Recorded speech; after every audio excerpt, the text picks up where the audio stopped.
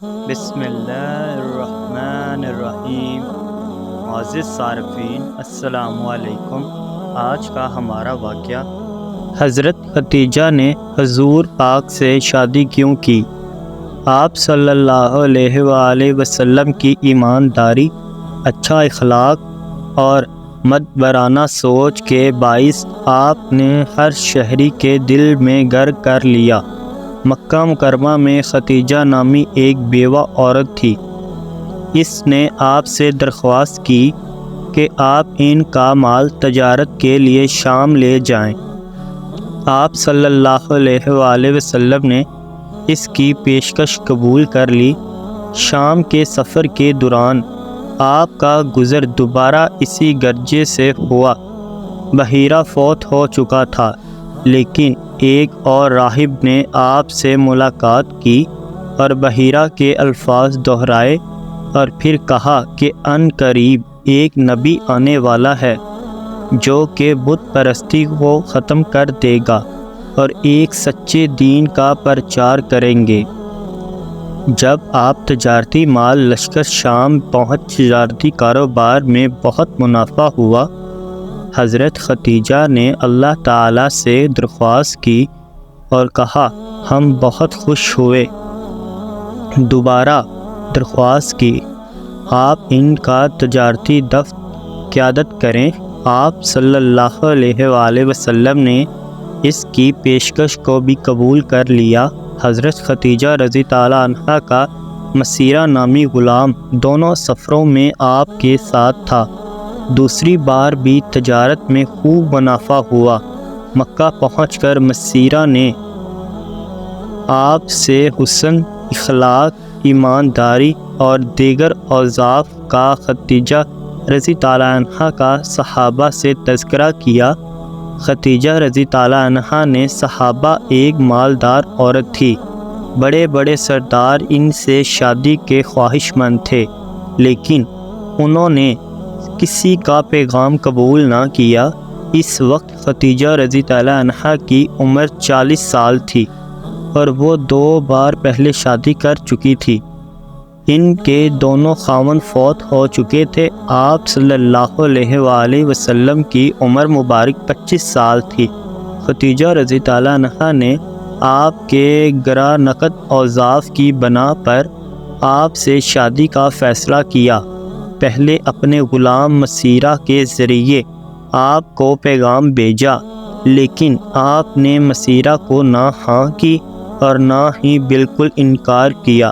اب خدیجہ رضی تعالیٰ عنہا نے اپنی ایک سہیلی نفیسہ بنت مینا کو آپ کے پاس بھیجا۔ کچھ بات چیت کے بعد آپ خدیجہ سے راضی ہو گئے، شادی کرنے کے لیے رضامند ہوئے۔ شادی کے فوراً بعد آپ نے 2 اہم کام کیے۔ نمبر 1، اب کیونکہ آپ صلی اللہ علیہ وآلہ وسلم کی مالی حالت بہتر ہو گئی، اس لیے آپ نے اپنے چچا ابو طالب صاحب کے مدد کے لیے ان کے بیٹے علی رضی تعالیٰ عنہ کو اپنی سرپرستی میں لے لیا۔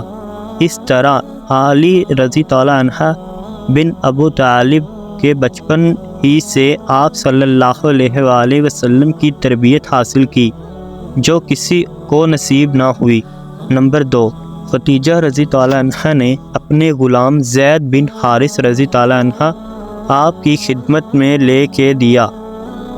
آپ صلی اللہ علیہ وآلہ وسلم نے زید بن حارث رضی تعالیٰ عنہ کو آزاد کر دیا۔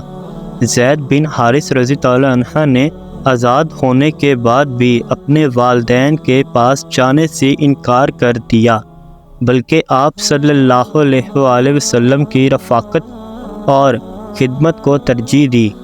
جب آپ صلی اللہ علیہ وآلہ وسلم کی عمر مبارک 35 سال تھی، مکہ مکرمہ میں 2 حادثے ہوئے۔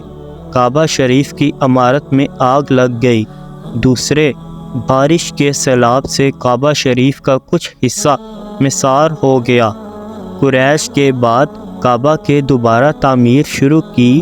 جب حجر اسود کو کعبہ کی دیوار پر رکھنے کی نوبت آئی تو ہر قبیلے کی یہ خواہش تھی کہ یہ اعزاز اسے ملے۔ اس مسئلے کو حل کرنے کے لیے قریش کے قبیلوں میں جھگڑا ہوا۔ ان قریب تھا کہ حرم شریف میں ہی خون خرابہ ہو جاتا، لیکن بنو امیہ غزوی نے یہ رائے دی کہ اگلے روز مسجد احرام کے دروازے سے جو پہلے داخل ہو اسے اپنے جھگڑے کا حاکم مان لیں گے۔ لوگوں نے یہ تجویز قبول کر لی۔